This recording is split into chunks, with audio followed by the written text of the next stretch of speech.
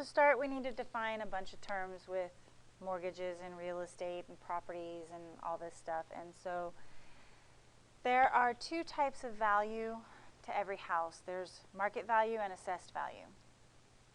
Market value is the amount for which the house could be sold. Market value is the amount that you see in the ad, in the real estate pages. It's comparable to other properties that are selling in the area with similar features. It may not actually be the selling price, but it's just about what the house is worth on the market. Assessed value is the amount that is determined by the state or county, and that's when a property assessor comes out and they look at all of the features in the home, so they look at the size of the land, the features on the land, so like if it has a lake or not, that kind of thing. They look at the house, how many rooms are in the house, what are the features of the house, does it have a basement or not, just like things like that. And then there's this equation that they have that gives it a value, which may be greater or higher than the market value. So most of the time, market value and assessed value aren't equal. I'd say it's very rare that they line up. Your property taxes that are due yearly, property taxes are annual, are paid on the assessed value.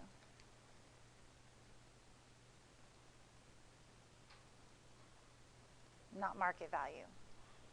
Sometimes this is good. I would say most of the time this is good, because a lot of times if the market is decent, not when we had our crash, but in general, when the market is decent, your market value for your house is higher than your assessed value. So you end up paying less taxes because of this.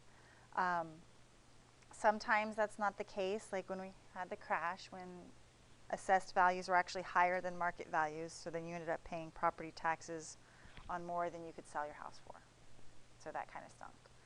But in general, it's not too bad. Assessed has 2 S's. And again, this is annual.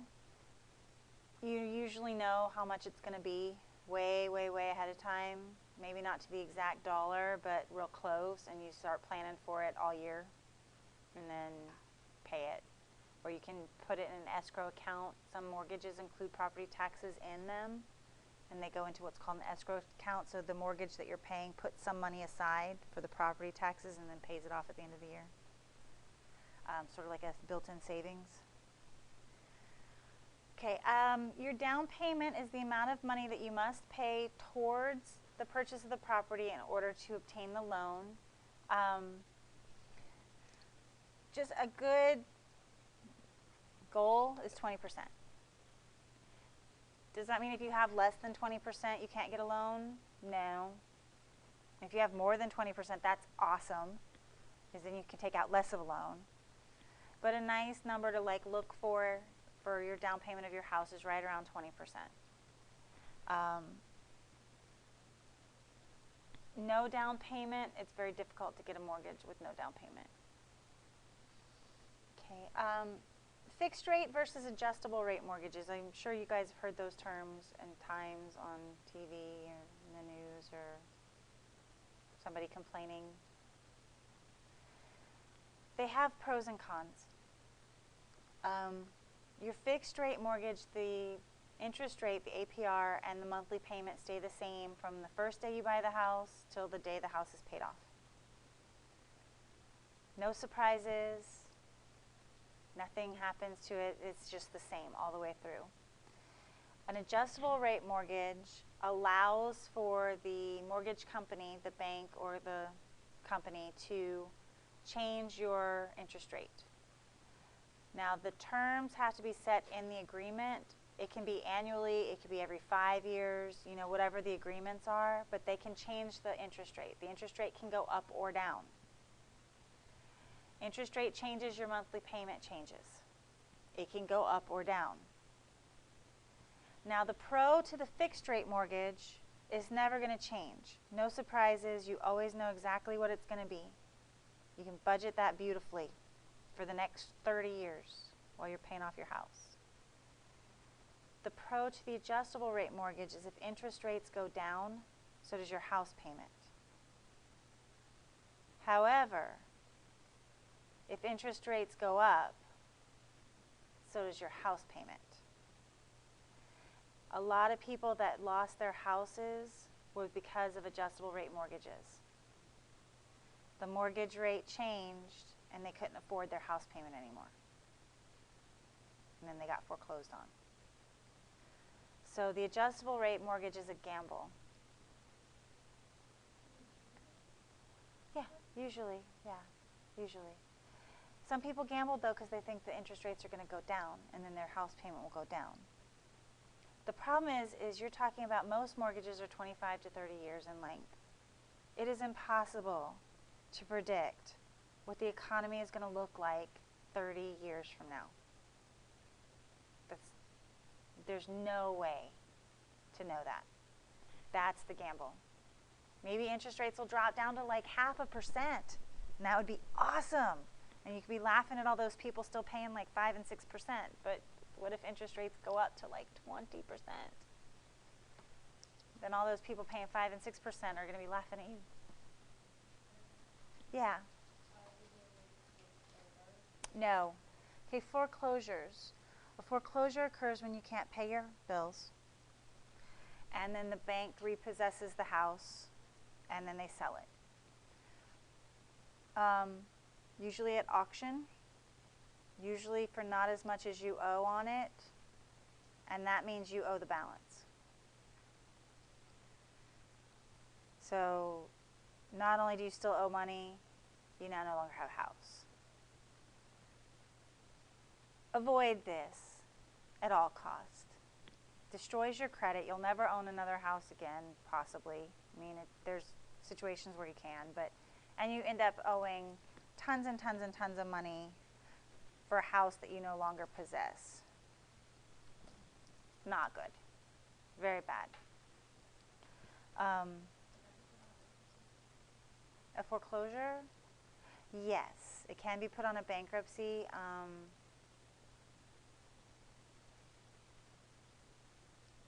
Not sure what type, though. Yeah, I don't know enough about the bankruptcy laws. But yeah, you could bankrupt on that. I just don't know what kind you'd have to file. But then it would still be really hard to ever get another mortgage. Also, if you've been foreclosed on, it's difficult to get an apartment because you have a history of not paying for the place where you're living. So they don't really want you. So it's a double-edged sword on that one. So again, you want to avoid these at all costs. Okay. Homeowners insurance covers damage to the home and possessions in case of things like theft or fire or vandalism. And I said weather and I said some, because you may need supplemental. Wait, I heard like your house got on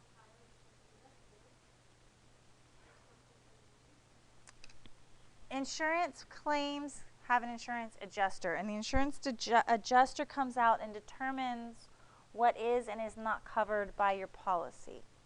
Now, if you are at fault, they may not pay for everything. If it's a fire, there is going to be an arson investigation. If they determined that there was, gasoline poured all over the living room. Even if maybe you were trying to fix your motorcycle in your living room and you spilled gasoline, but then the fire came later, they wouldn't pay for it. So, weather. You may need supplemental weather. Now, in the state of Florida, hurricanes are not covered under general homeowners insurance. You have to have additional hurricane insurance. Flooding is not covered under general homeowners insurance. You have to have special flood insurance. If you live in, say, like Oklahoma, I'm sure tornadoes are not covered. You have to get special insurance. Yeah, you have to get special insurance. But you know, like general things, like if it's not a hurricane and a storm comes and a tree next to your house gets struck by lightning and the branch comes off, that would be covered. Depends on what kind of insurance you have. Where we have big M is our monthly payment.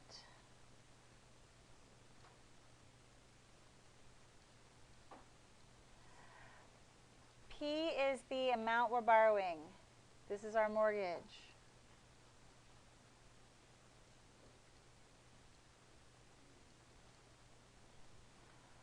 R is our annual percentage rate. As a decimal, don't forget that part.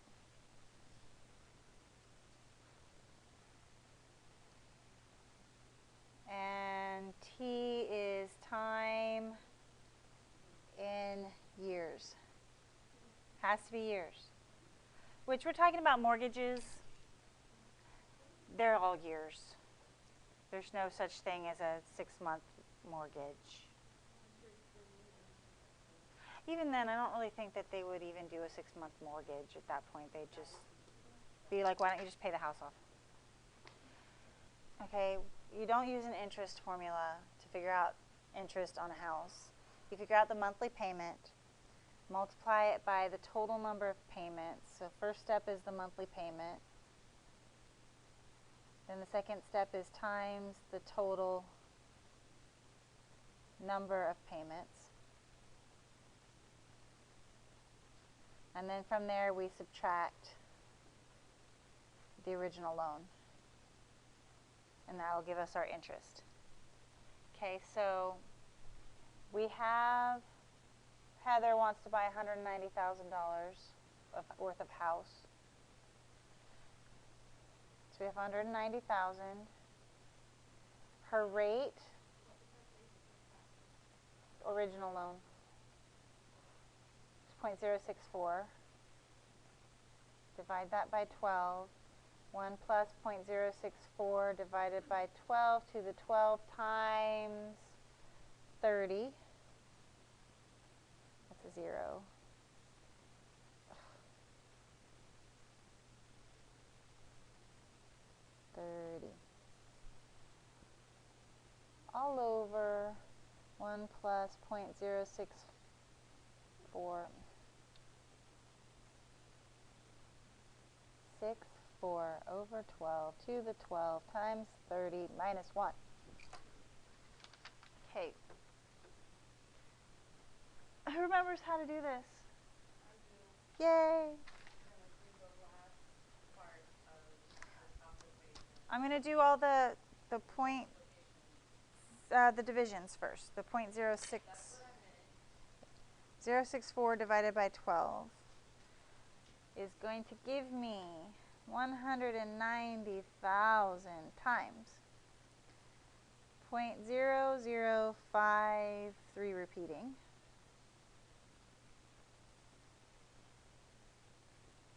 Oh, I'm going to go ahead and do 12 times 30, which is 360.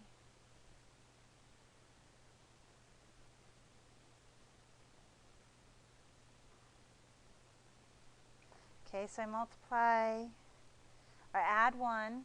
Then I raise it to the power of 360. Then I multiply it by itself, 0.064 divided by 12. Oh, 360, thank you. I forgot to write that in. Times 190,000 gives me a numerator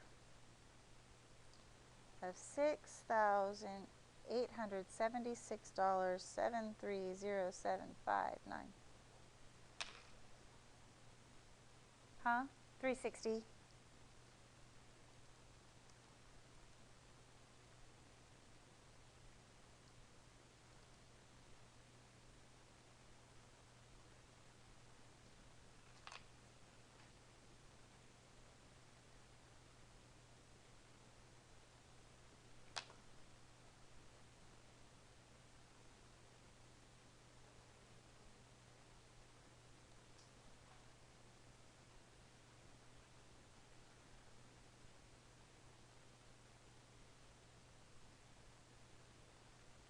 this is for monthly.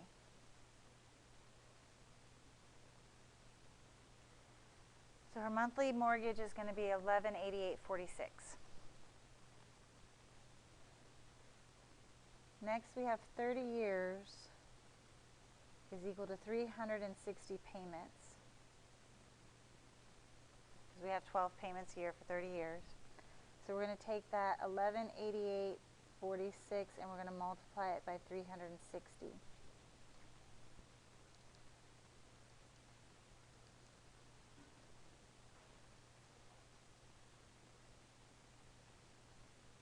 There's always a lot of interest on a mortgage because of the length of time.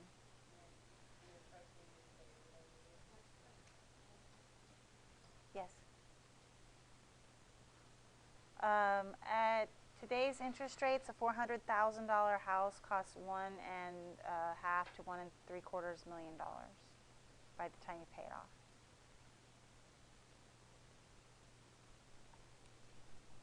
So at that point, you're gambling that your $400,000 house today is going to be worth $1.5 million in 30 years.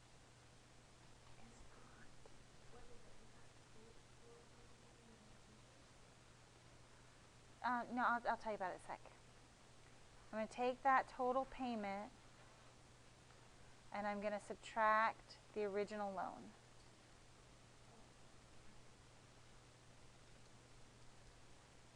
And I'm going to be paying, or not me, Heather is going to be paying $237,000 in interest. Almost $238,000. This is how they assess, guys. So here we got a house, right? This is the ad that they're looking at. And they want to know how much the property tax would be. You can do this. You can call up the property county assessor and find out their structure, how they do their property taxes. Okay, so what you get is structural rate per square foot. Okay, so if you have a basement, you get $3 per square foot. If you have a slab, so a foundation, no basement, it's $225 per square foot. That's how much the house is worth. If you have a second floor, it's $225 per square foot. If you have a garage, $1 per square foot. A dormer. Do you guys know what a dormer is? Okay, you know those windows that, like, if this is the roof of the house and it's got the slant and then the window comes out like this with like a little roof on it and there's the window right there? You know, and they're like kind of 3D windows sticking out? Those are called dormers. Not a bay window. They're upstairs, usually only upstairs, and they're on the side of the roof, and they like pop out and have their own little roof, so it looks like kind of like a little house stuck on your house. Those are called dormers, and they're worth money. $1 per square foot of dormer. Now they're not usually very many square feet. They're like 4 maybe or something each, but it's $1 per square foot. If you have a barn, it is worth 75 cents per square foot. A deck is worth 50 cents per square foot. Shed is worth 70 cents per square foot. Vinyl lined pool. Land. First bathroom is not worth anything because every house has to have a bathroom. You still get the square footage cost though. If you have an extra full bathroom or an extra half bathroom, you get $100 or $50. If you have a fireplace, your house is worth another $125. A tennis court, which costs tens of thousands of dollars to install, only adds $375 worth of value to your home. Most improvements don't add that much. Yeah. Spa, central heat, central air, or gas heat. Okay, so here's their ad. They have a 2-story colonial, so we're going to have a second floor, fireplace. They have a full basement, so we're going to use the first floor over basement rate. They have central air conditioning. That's the CAC. They have a 30 by 30 foot deck. That's this deck here. They have a 3/4 of acre, so we've got land. 600 square foot first floor. So we've got 600 square feet here, and 1,500 square feet second floor. 20 foot by 20 foot dormer. Dormer, yeah. 12 foot by 20 foot, 1 foot garage. 13 by 32 foot vinyl pool. Or sorry, 16 by 32. A gas heater, and it's in excellent condition.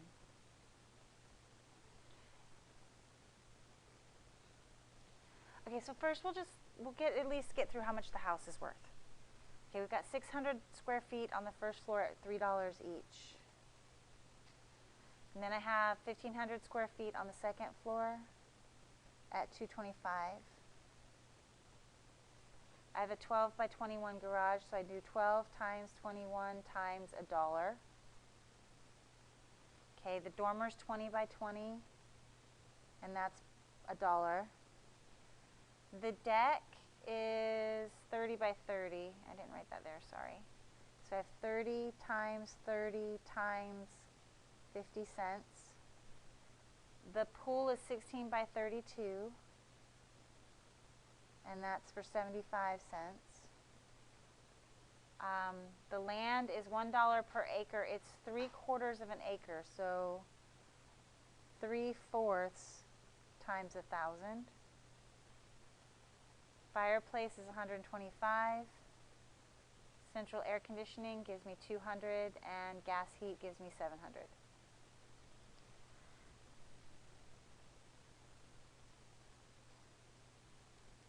So 600 times 3 is $1,800 for the first floor. $3,375 for the second floor. $252 for the garage. $400 for the dormer. $450 for the deck.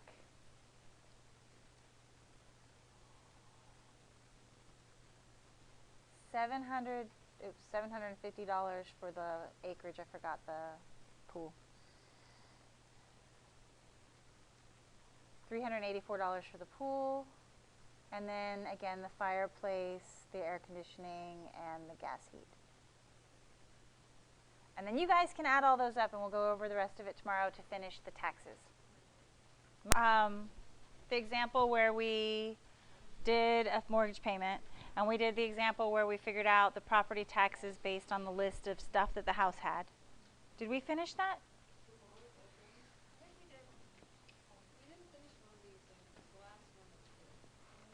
Do this one because I don't save it. I mean, I saved it, but not on here. So, okay. We went through and we did this, right? And we figured out how much they were getting for everything. Okay, so they had a, let's see, it was a first floor, but it was a, how many square feet? Based on square footage. 600 square foot first floor. So we had 600 times $3, and then we had 1,500. No, you can just read it.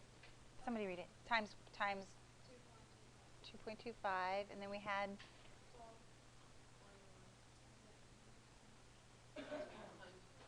that was for the garage.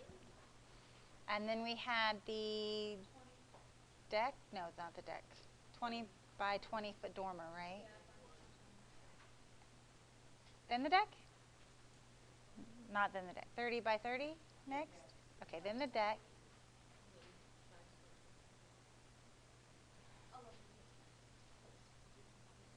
And then what was next? Ah, the pool. Okay. For the acre, $1,000 per acre, and we had 3/4 of an acre.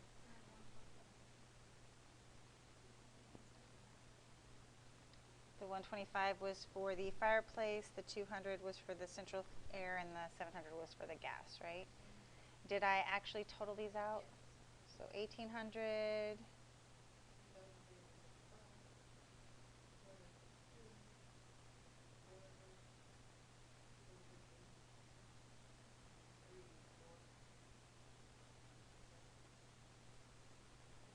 125 and 200 and 700. And did I actually total those all together? 8,436. Okay, 8,436. Now this is the assessed value of the property. Remember I said that the assessed value may not be anything even close to the market value. This is a $289,000 home being assessed at $8,400 for property tax purposes. So as you can see, that's radically different. Okay, so this is the assessed value for property tax purposes. And now we want to find out how much are their property taxes if their percentage is 0.89. So that's going to be 0.0089 for the calculations.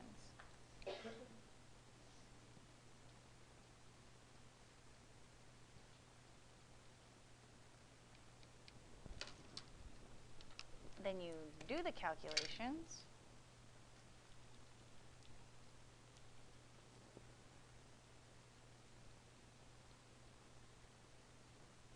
And that's their property tax.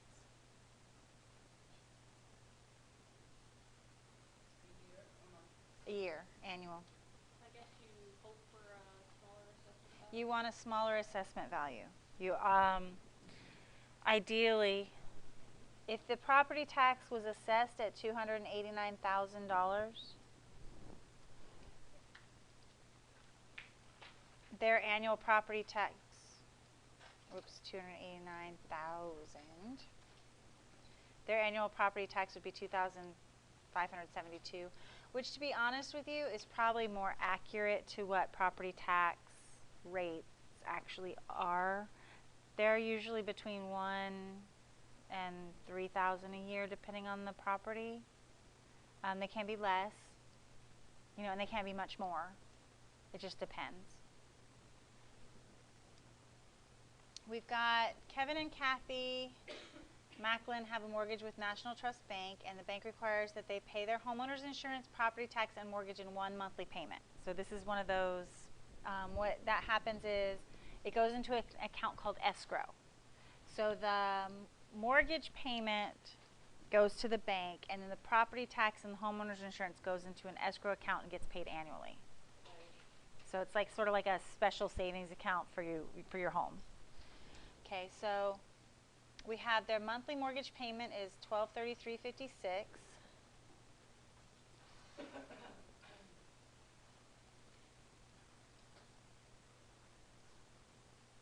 Okay, so that's what they pay every month. Sorry, monthly mortgage payment. That's not paid yet. Then they have their semi-annual property tax.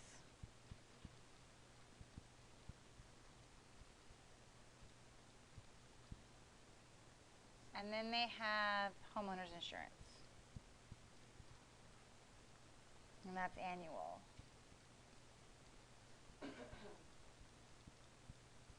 Okay, so we want to figure out how much is their total monthly payment going to be.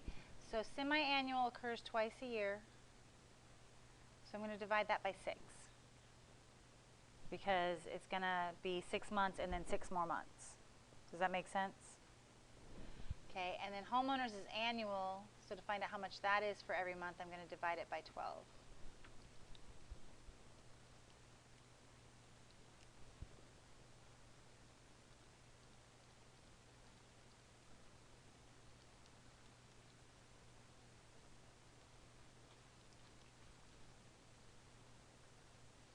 Okay, so this is how much they need to pay monthly. You've got the mortgage,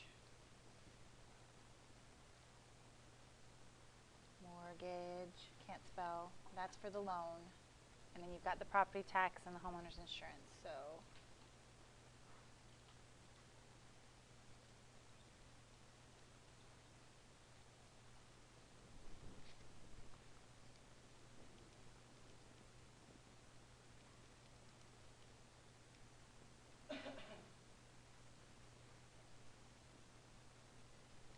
okay. Now, some people don't like to do this combined. mortgage and property tax and insurance into one monthly payment because it makes the payment higher. If you look, the difference between $12.33 and $21.91 that they're paying to the bank every month. However, people that do that aren't thinking about, they just want that monthly payment to be lower. They're not thinking about the fact that at the end of every 6 months they're going to have this $5,000, or at the end of every year they're going to have this $1,000. So yes, it's more money every month individually, but it saves you from having to come up with this lump sum at the end of the year or at the end of every 6 months or whatever, because unless you're budgeting really well and putting that money away on your own, that could be something that could cause a problem for you later. So if they will do them in one payment, that's kind of nice because that budgets it for you, which means that you don't have to. Personal choice though, of course. Okay, your front end ratio is your monthly housing expenses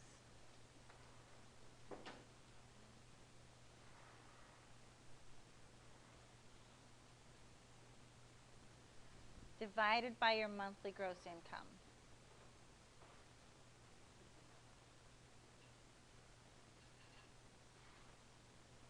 Okay. Now housing. Housing expenses. This includes the mortgage, insurance, property tax. Okay. It is not other bills. It's not your electric or your gas or your water. It's just the house cost. Does that make sense? Okay. And your front end ratio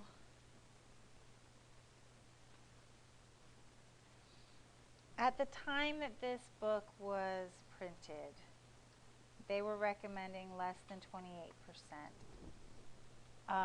I believe at this time with the economy the way it is, this is a little bit lower. I would say it's probably more like they would want it to be less than like say 20-25%. But I don't have the exact number, so we'll just go with 28%. Okay. It's just that lending practices have gotten tighter. Yes.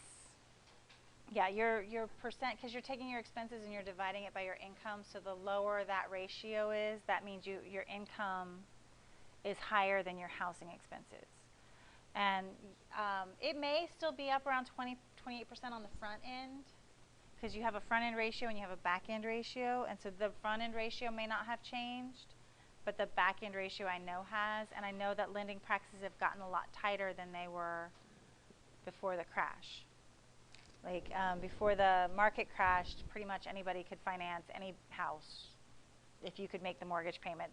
Like, if you made enough money to make the mortgage payment at that time, they were like, cool, here you go. Have this $1 million estate.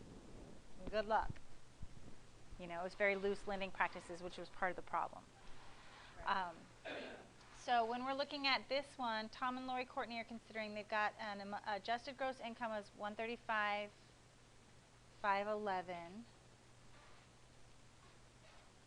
And we want to divide that by 12 to get their monthly income.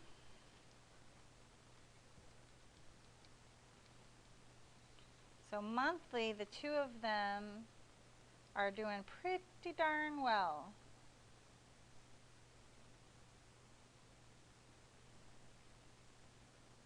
Okay, so they're getting $11,292 a month.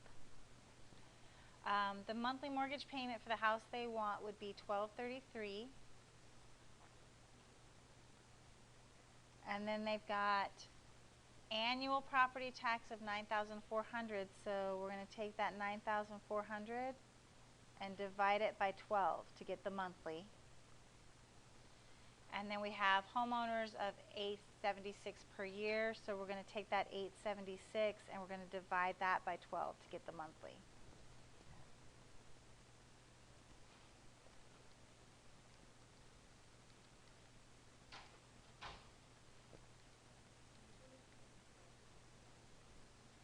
Division, yeah. Oh, this one right here, that's a plus. Okay, so all total, that would make their monthly expenses for the home, the housing expenses, $2,089.33. So their front end ratio, we're going to take that $2,089.33 and we're going to divide it by their monthly gross.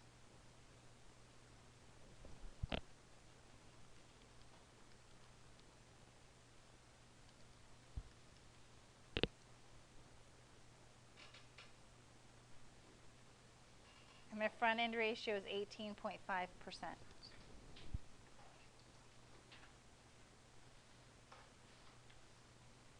Okay, so if it was only based on the front end ratio, would the bank loan them the money?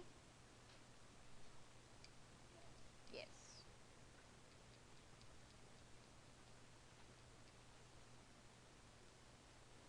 Front end ratios, if you think about, if you try to remember, front end is the, like you're buying the house, that's like the front, look at the house, front of the house. So it's housing divided by income. Now the back end ratio, I'll come back to that later. The back end ratio is expenses, monthly expenses. No, I'll go over it.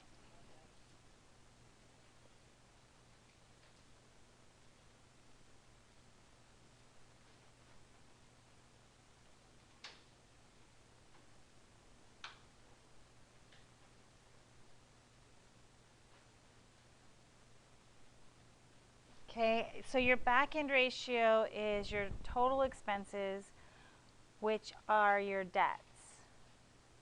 Okay, they're not including utilities and things like this. It's debts, credit card debt, car loan, mortgage, property tax, insurance. Okay, so these are fixed debts.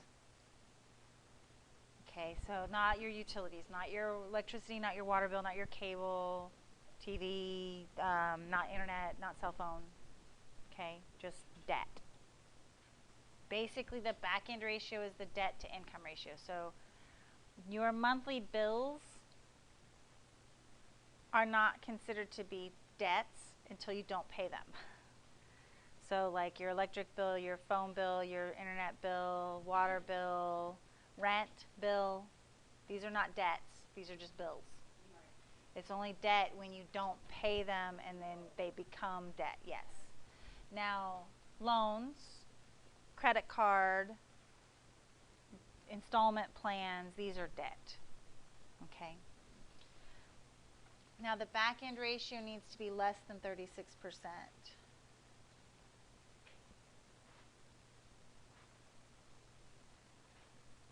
Most of your consumer credit decisions, like when you apply for a credit card or a loan, most of those are based off of your back end ratio, not your front end ratio. So you'll hear them say your debt to income ratio is too high. And then that's why you're not being approved. So if your debt is too high compared to your pay, you won't get the loan or the credit card or whatever. Okay, so with this one, again, this is what the book is telling me, 36%. The new percent, the current percent might be less. It might be a little bit more, but I'm pretty sure it went lower, if anything, because they've gotten, like I said, tighter about their lending practices than they were before. But we'll just go with 36% on this one. So we have their adjusted gross income. So we'll figure that out first. We've got 166,988. We divide that by 12, and that will give us our monthly.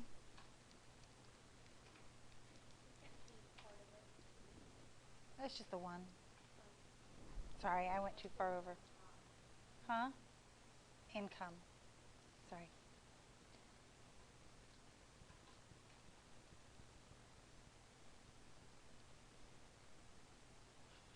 Okay, so their gross monthly income is $13,915. No, this is not their take home. This is their gross monthly. Their take home is probably considerably less. Okay, monthly mortgage payment, $1,544. Annual taxes, $9,888. Insurance, $1,007 per year. Car loan, credit card bill. Okay. Now, credit card bill. Their average monthly credit card bill is $500 or $5,100. This is not their minimum payment due. This is how much they owe on that credit card. When you get your credit card bill, you get that the total amount you owe is the amount that's due. Right. And then there's a minimum payment that they'll accept. So when they're counting your credit card debt, now your car loan, if you're talking about a loan, a car loan, a boat loan, any kind of loan like that where you make a monthly payment, they're going to count just the payment amount. But if you're talking about a credit card debt or an installment loan, which is usually through a store, so it's kind of like a credit card, a store credit card, they're going to take the whole thing and count that every month. So instead of being like the $35 or $50 minimum payment and counting that, they're counting the whole balance on those credit cards for your debt to income ratio. On the plus side though, they're not counting the whole car loan. So like if your car loan is $20,000, they're not going to count the whole $20,000 against you on your debt to income ratio. They're just going to count the payment. So that's kind of nice, but they don't do that with everything. Okay, so we've got our debt. We have the mortgage payment monthly, and then we have annual property taxes. We want to know what those are monthly, so we're going to divide it by 12. And then we have the homeowner's insurance, which we also need to divide by 12. Car loan and credit cards.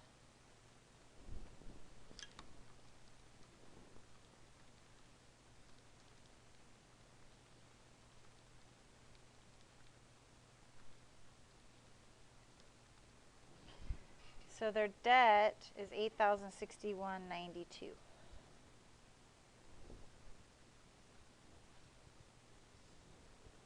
And their ratio.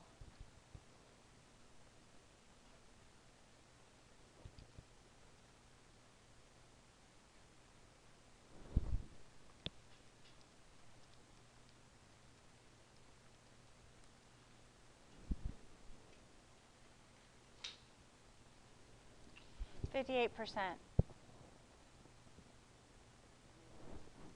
No, they're not going to get that. If the bank is just basing it off the bank back-end ratio, they're not going to give them this loan. We talked a little bit about balloon payments before. Remember that a little bit? Okay. So with the balloon payment, you get a high final payment.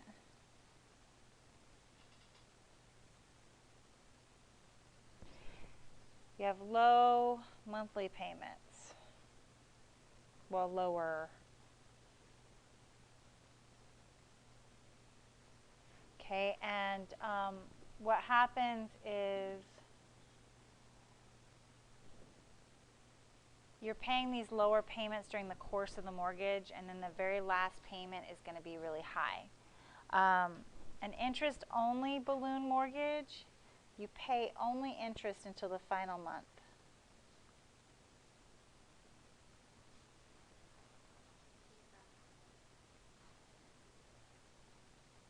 Huh? Well, yeah, we're talking about a house, right? And then your last payment. Oh, well, whoops, that doesn't work.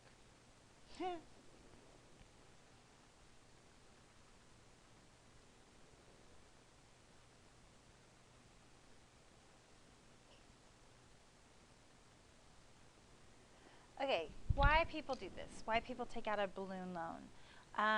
Perhaps interest rates are really high right now, and you want to buy a house, or you need to buy a house.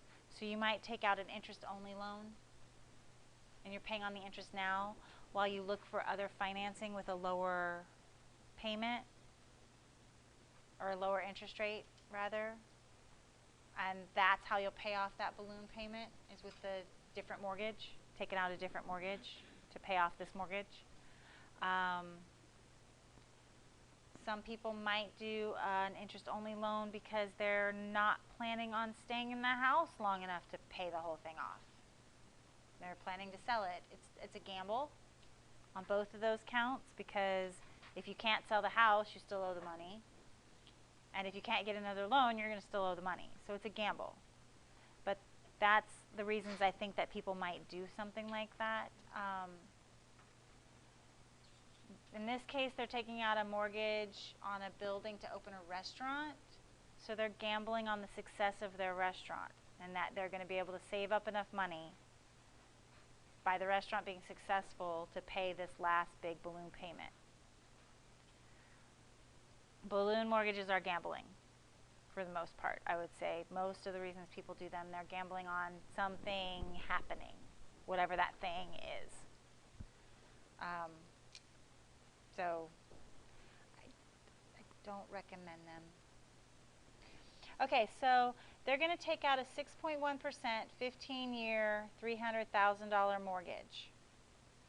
Okay? They don't have a lot of money. They're planning to have much more money. Can they get a loan that will fit well with their current and future incomes? Well, okay, if they do that interest-only mortgage, first we're going to figure out how much the monthly payment would be on the regular loan. All right, so first we're going to figure out how much the monthly payment would be on the loan, just normal. Okay, so we take out the... Do you guys need me to write down the monthly payment formula again? Huh? It's printed on your notes, but I'll just rewrite it. Oops, that's a P times R over 12, 1 plus R over 12 to the 12T, 1 plus R over 12 to the 12T minus 1. Okay. Like I said, it's in the same section as like the first or second square. Okay, so we do their monthly payment. The rate is 6.1%, so that's going to be 0.61 divided by 12. And we're talking about 15 years.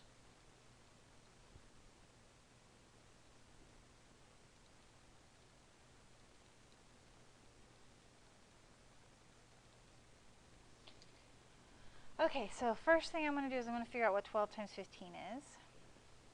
And that's 180. Okay, so I'm going to do 0.061 divided by 12. So I'm going to do that second. Let me put that different color. Hot pink? Hot pink's good. Okay, so I did that second. Then I add 1 to it. So that's third. Then I raise it to the power of 180. So that's fourth. Then I multiply that times this. So 0.061 divided by 12 again. Then I multiply times the 300,000. And I get 3,798,767,365.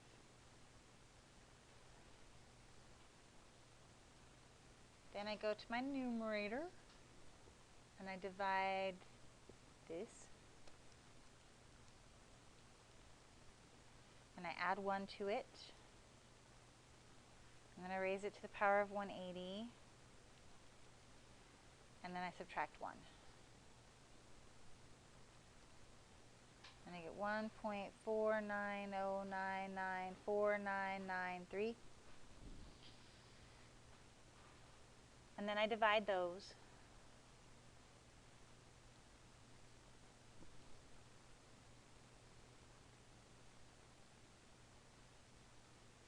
And that's what their mortgage would be on a regular loan. Okay, so now they're going to make 180 payments. So they're going to take that mortgage, the bank is, and they're going to multiply it times 180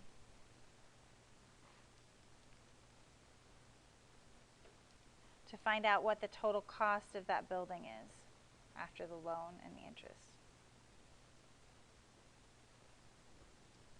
That's not very clear, is it?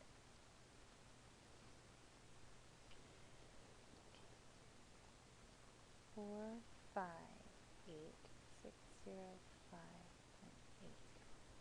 That's not any better. Okay, well, you get the idea. Okay, then they're going to find out the interest. They're going to take the total amount and they're going to subtract the original mortgage.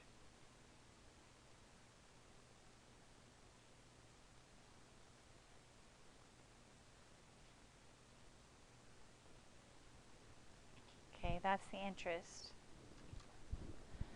Now we're going to raise that, round that to the nearest dollar to use that for our final calculation. So that's the interest. Now they're going to pay an interest-only loan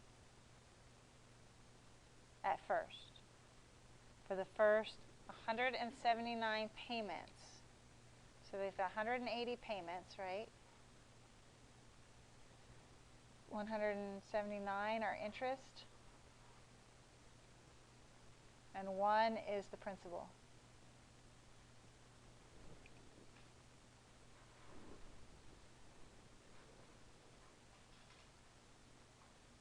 So we're going to take that 158,606 and we're going to divide it by 179.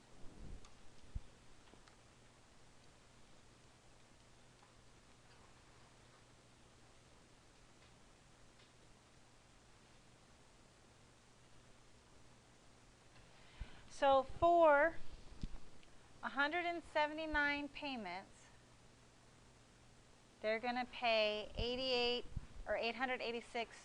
per month, and then on the 180th,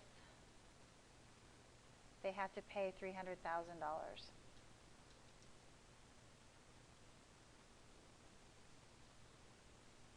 There are things to think about before you buy a house, because buying a house is a huge commitment, not just in the monthly payment, but in all of the maintenance and everything else that comes along with owning a house. You can't call the landlord up and be like, hey, fix this, because you're the landlord. Okay, so things to consider.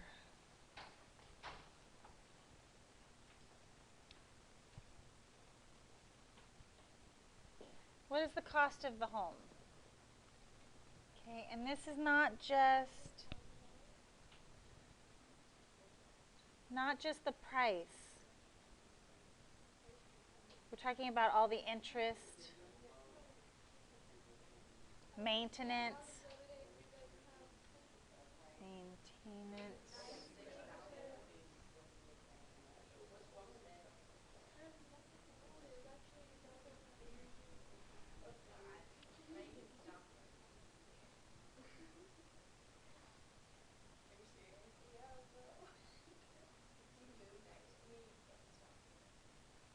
Okay, will you need, and if you do need, do you have a down payment? Not every loan requires a down payment, but most of them do.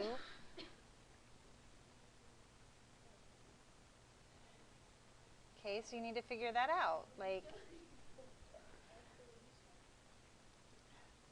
location, location, location.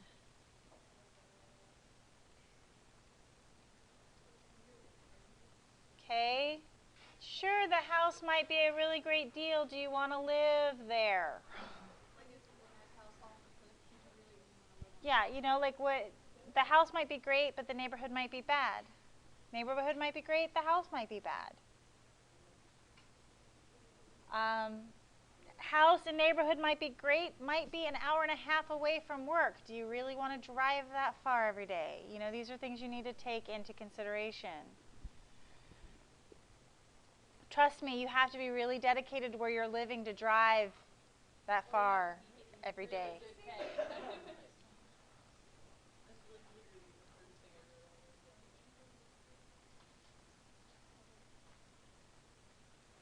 How many rooms does it have? How many windows? Yeah, I was going to get to that too. How many rooms does it have? Sure, maybe you only need 2 bedrooms now. Are you going to have kids? Do you need expansion space? Would you be able to do that? Are you going to put all 10 of your kids in 1 bedroom? I mean, like, you got to think of these things. How many rooms? How many bathrooms? 2 bathrooms, 3 bedrooms, 2 besides office. What's wrong with it? There's actually nothing wrong with it. You just like what's wrong with How many bathrooms does it have? That's important to know. Windows. Does it have enough windows? How about the layout of the kitchen? These are important things to look at. Well, not just that, but like if the kitchen layout annoys you, you don't want to be in there every day trying to cook, Like you need to figure these things out. Or is it a galley? Yeah. Oh, galley kitchens, yuck. Galley kitchen. Galley kitchen is when you can like walk right down the center and like counters on one side and then the fridge and the stove and everything on the other. So that you can just if it's a wide enough galley, it's all Okay, the size of the property.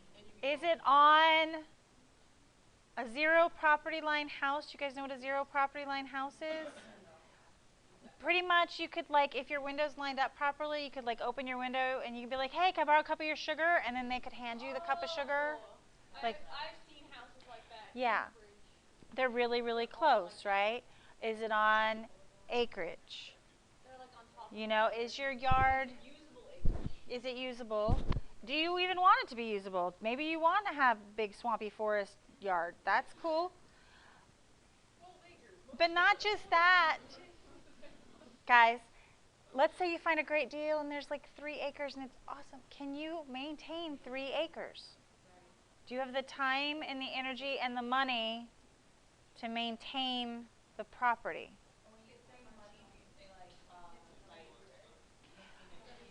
If you have to mow 3 acres, it uses a lot of gas. It puts a lot of wear and tear on the lawnmower. You're probably not going to want a little push mower. You're going to want a riding mower, which is expensive. I mean, you got like fertilizer, plant food, tree food, stuff like that.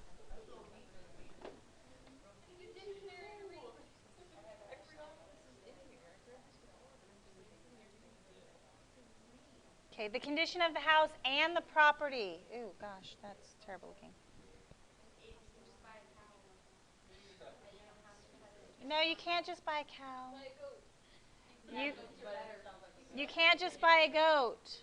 Why not? They would fertilize what they want. You have land? You want to look at the condition of the house and the property, not just the house, but the property itself, the land it is on. If the property has not been maintained and it's going to require a lot of cleanup, do you want to do that? Yeah, maybe. Depends. This is all very personal stuff. Heating and cooling. Okay, first of all, does it have heating and cooling? Like, does it have central heat and air, or does it just have central heat? Does it not have anything? Does it only have window air conditioning units? That's what I'm saying. You really don't want to install central air conditioning if you don't have to. That's like $5,000 to $10,000 depending on the size of your home, and whether or not they already have ductwork. If there's ductwork there already, it's about $5,000. If there's no ductwork, it could be up to $20,000. So, does it have heating and cooling? How old is it? Because if the air conditioner unit is there, but it's 20 years old, you're going to have to replace it. Probably soon, if not needing to be replaced the minute you move in. Okay. Things like that need to be taken into consideration as well, because these are big expenses. A heating and air conditioning system is a big expense. But if it has a 20-year-old heater and air conditioning system, even if it's still running, your electric bills are going to be so high every month because that's old and inefficient and doesn't work well. So these are things that you want to take into consideration.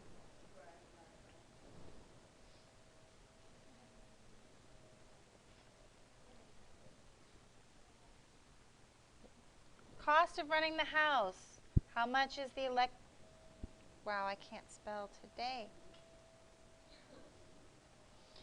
How much is the electric? Water? Does it use gas? You know which one is cheaper? Water. I mean, electric or gas. I thought it was electric kind of cheaper. Okay, and then when we talked about zoning, let's talk about zoning a little bit.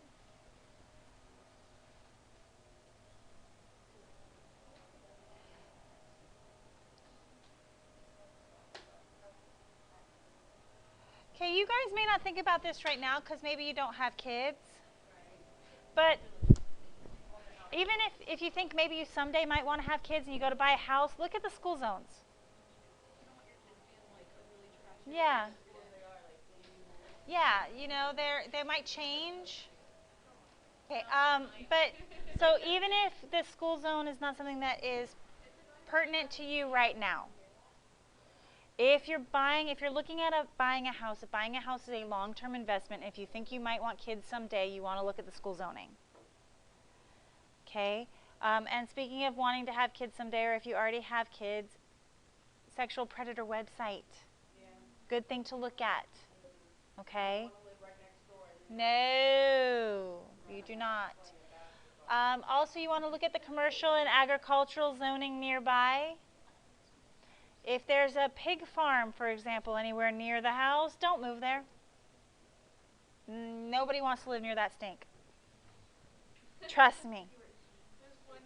There's one, it's close to us, but it's far enough away to where the wind blows it the opposite direction. But you've been near it, so you know what I'm talking about. You can hear it turn on at night. Okay. So, and then commercial zoning. If, let's say you go to buy a house in this one neighborhood and then there's like maybe some blank fields right around or something, make sure whether or not those are zoned commercially, because if they're zoned commercially, they could build strip mall right by your backyard, you know? Maybe you don't want that. So you want to just kind of look at these things.